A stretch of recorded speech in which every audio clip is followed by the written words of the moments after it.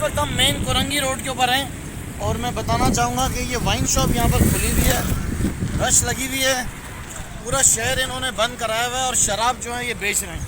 आइए ये देखें, ये मेन कोरंगी रोड पे शराब खाना खोला, शराब यहाँ पे आ जाओ, आए ये देखें, ये खुलेआम यहाँ पे शराब बिक रही है। इतवार का दिन पूरा कराची बंद किया हुआ है इन्होंने, पूरा कराची बंद किया हुआ है और ये यहाँ पे ये मुसलमानों को शराब बेच रहे हैं कराची शहर के अंदर, मेन कोरंगी रोड पे मुर्तज़ा चुरंगी के पास।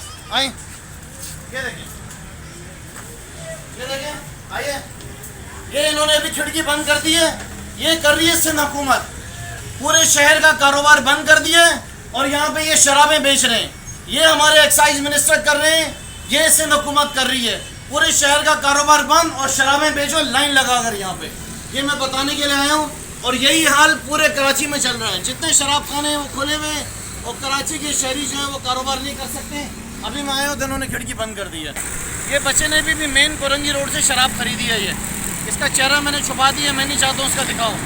ये सिंध हुकूमत कर रही है, मतलब पूरा शहर बंद है लेकिन सिंध हुकूमत की शराब जो है वो बिकनी चाहिए। ये मैं वापस इसी शराब इसके डाल रहा हूँ। ये इस तरीके से सुबह सिंध के अंदर तमाम लोगों को शराबों में इन्होंने लगाया हुआ है।